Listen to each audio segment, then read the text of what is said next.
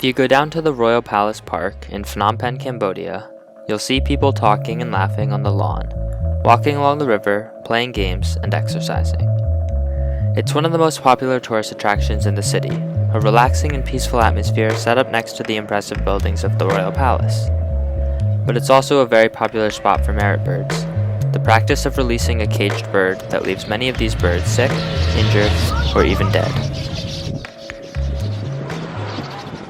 My name is Xavier Leong, and roughly 2 years ago, I began backpacking around the world and documenting my experience. I found myself in Cambodia, traveling to the country mainly to see the temples of Angkor Wat, but stopping first in the city of Phnom Penh. During my short time there, I made my way to the Royal Palace Park, a place that initially filled me with a sense of happiness, as it was a stark contrast to the dark history of genocide I had recently learned about at the killing fields. However, I began to see a number of vendors with cages that were overcrowded with small birds. Originally thinking they were selling these birds to be kept as pets, I watched as a woman and her child bought a cage and carried it down to the water, resting the cage on the ledge.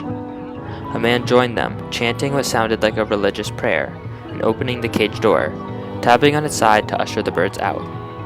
Eventually the cage was empty, with most of the birds out of sight, except for one who was too weak to fly and had fallen onto the concrete near the water. It lay panting on the ground for a while, before finally hopping to its feet and looking around. Some of the other birds we saw were not as lucky.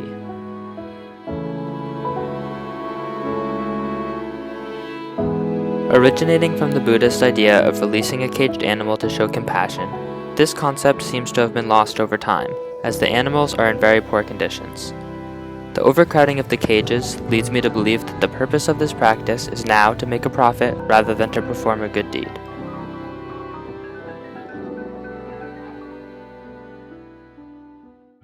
Well, it turns out they're not keeping these birds as pets. We've been sitting here in the square where they're selling a bunch of them for a while, and it seems like a sort of religious thing, but not really, more of a tourist trap. And they have people come and buy these birds, sometimes entire cages, and then come and let the birds free. And these people that are down waiting by the water will come up to them and start praying with them to let the birds go. Once they start paying the person that gave them the birds, a bunch of people just start swarming them, beggars, children, all these sort of people come with their hands out for money, as well as the tourist police. We saw about 5 or 6 officers come following these people asking for money. And then we watched as one man paid a few people and then walked back to his motorcycle, and 4 tourist police officers followed him back to his motorbike and waited there until he paid them. It looks like they're just kind of like stealing people's money once they buy a bird, and then a bunch of people come and try to get money from them, including police officers, which is hard to say no to. So I saw the man walk back to his motorcycle and then just start paying 4 police officers, and then once the police got their money, they walked away counting the money. It also doesn't make any sense that they're just letting them go, because there's birds literally dying in these cages, and if you're just keeping them to let them go, why aren't they letting go the sick birds that need like help? I don't get it. Yeah, I really don't agree with it. We've seen so many cages where the bottom is just littered with birds' bodies because they're just dying or already dead, and the other birds don't have any space, so they're forced to just bounce all over each other, and so it just seems really disgusting, honestly.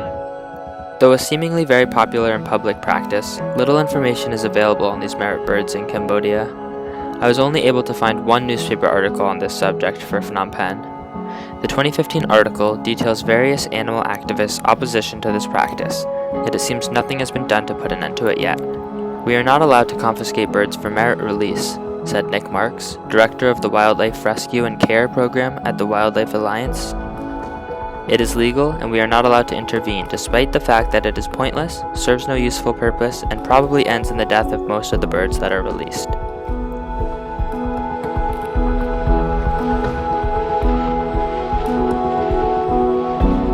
Other countries, such as Thailand, have begun working to prevent this practice from happening, as the Thai Society for the Prevention of Cruelty to Animals, or TSPCA, met with the governing body for all temples in the country to ban the trade of these birds. We are not against the bird releasing, but we want to highlight to the public that having birds in cages to release during ceremony is cruel. Long transport durations, cramped cages, and a shortage of food or water means that many birds are found dead upon arrival. Infant birds in the wild die of hunger waiting for their parents to fly back with food. Supporting the bird releasing business is the same as supporting a sin business.